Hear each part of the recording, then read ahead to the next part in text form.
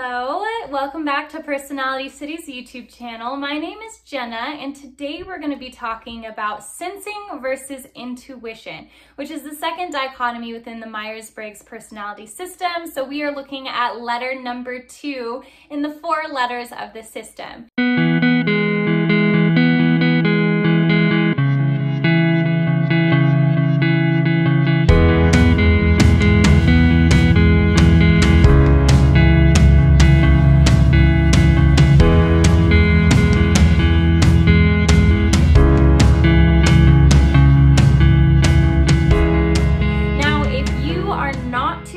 If you are an introvert or an extrovert yet, you can go ahead and watch that video breaking down the difference between introversion versus extroversion, which was posted last Monday.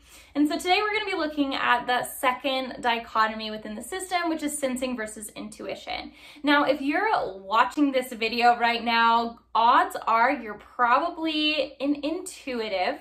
The reason why I say that is because usually sensors don't seek out and look for personality type systems as something that is relevant or valid to their lives unless they know how practically they can use it to make themselves better. So if you're looking at this as a sensor, it might be just to break down how the heck can I use this? What good is it going to do me? How can I practically use it and apply it? If you're just looking at personality systems in terms of curiosity, wanting to see the world in a new kind of abstract lens, then you're most likely an intuitive. So there are different reasons for pursuing personality types, but by and large, the people who are invested in personality typology systems are mostly intuitives. And so when we're looking at the letters, S will stand for sensing, but N will stand for intuition. The reason being is because in the 4 letters, we're already using an I for introversion in the spot first, and I doesn't sound super good, I think, when they were creating it. So they made N to designate intuition within the 4 letters of the system. So if that gets a little bit confusing, just know that that is why they do it, because introvert is already being used. And do you see my puppy's tail right now? He's in the room causing some mischief. So the way that I describe the difference between sensing and intuition, or just kind of the role in which they play in general, is to not think of yourself as a human, but to think of yourself temporarily as a fish. And so if you're a fish, sensing or intuition is kind of like the water that's around you. You can't directly see it, but it's what's helping you get where you need to go. It's basically your world without you really actively seeing that it's your world. So that's why it can be a little bit difficult to pinpoint whether you are a sensor or whether you are an intuitive, because that is how you're seeing the world. It is the lens through which you're seeing the world through. And so you can't necessarily see the lens itself, but you are seeing the world through that lens. So if you are a sensor, then you most likely view the world in a very practical and factual sense. So sensors are all about what's real, what's right in front of them or behind them. So cognitive functions will help us understand the differences of sensing versus intuition a little bit more deeply. So we've been sprinkling in conversations about cognitive functions, or just little bite-sized chunks so far in the last 2 videos in this series. But in terms of sensing versus intuition, for sensing, you have 2 different cognitive functions for it. For intuition, you also have 2 different cognitive functions for it. So for sensing, you can either be an extroverted sensor or you can be an introverted sensor. For intuition, same thing. You can either be an extroverted intuitive or you can be an introverted intuitive.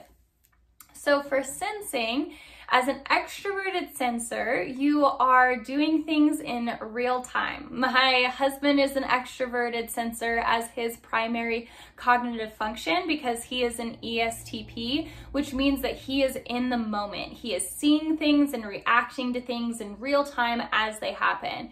A lot of athletes are extroverted sensors because they're very in tune with their bodies and how their bodies are moving through a given space. They can also be really, really skilled at driving. Their hand-eye coordination is excellent because it comes very natural to them to be able to connect what's happening in their head and their brain to what is happening in the very real, very active time. Extroverted sensors are usually ones where they get the thought or the idea to do something and they're not going to put it on a planner.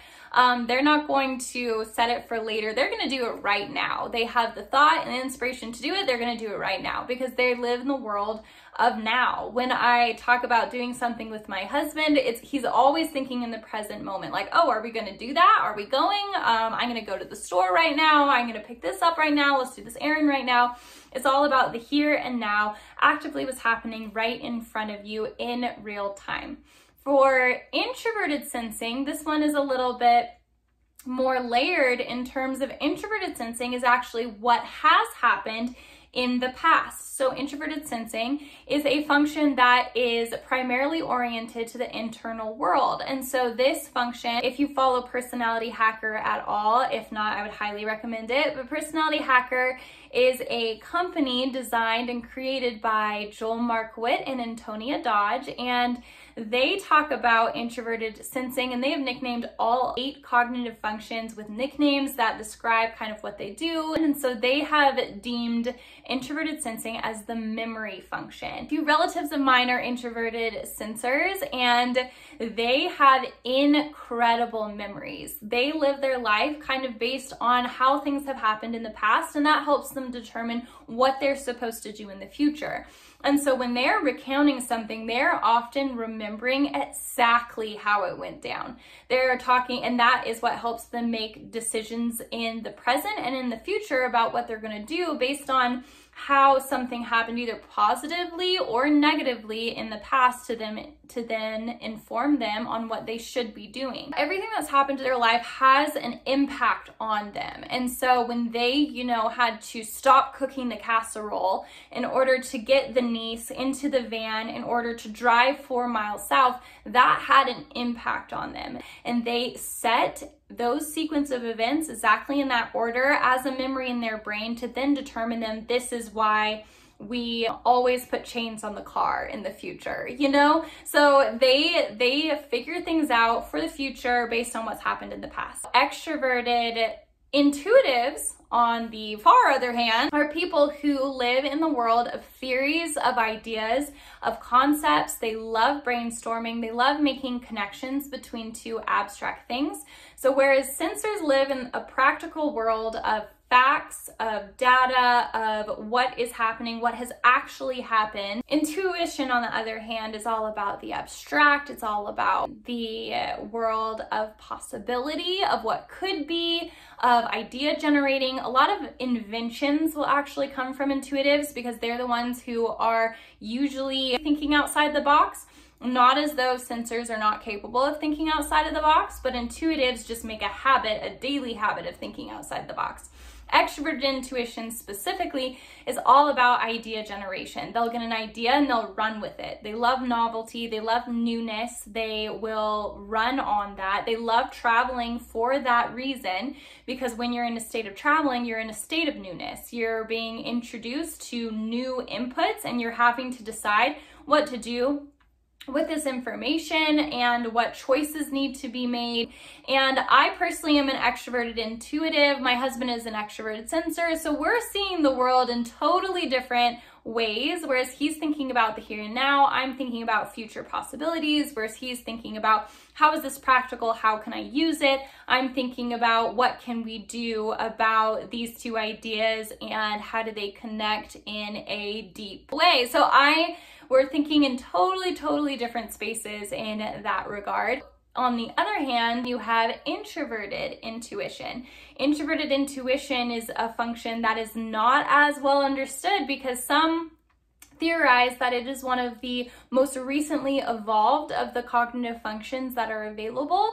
And so introverted intuition, as Joel Markowitz and Antonia Dodge call introverted sensing the memory function, they call introverted intuition perspective. So this function is a little bit difficult personally for me to describe because I'm coming from the world of extroverted intuition. So it is a much different world. It is a totally different orientation of intuition, but it has to do with stimulus that you are getting on an unconscious level. It's nicknamed perspectives because you are receiving all of this information from the outside world on an unconscious level that is then stored to make certain predictions about the future. A lot of people who have this function are often called fortune tellers, or are often thought to have this mystical ability to be able to see into the future and determine what's going to happen.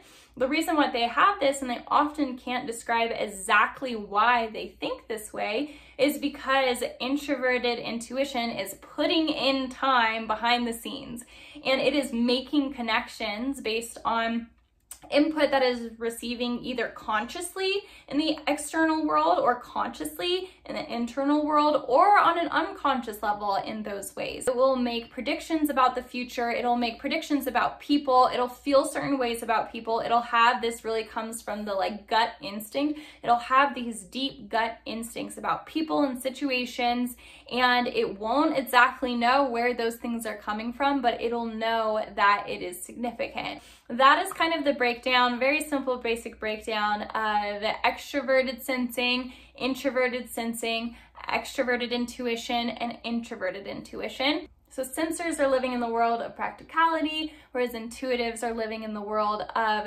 theories and abstract data. So just pay attention to the world where you feel more easily drawn to. So if you're feeling like you're still a little bit confused, go ahead and give me an email at personalitycity@gmail.com, where I can answer any long-winded questions or react to any stories that you might have about how you yourself discovered the difference between sensing and intuition. Thank you so much again for watching this video. Please remember to turn on bell notifications, like and comment down below, and remember to subscribe to this channel for new content every Monday coming at you. Thank you so much for watching, and I will catch you on the next one.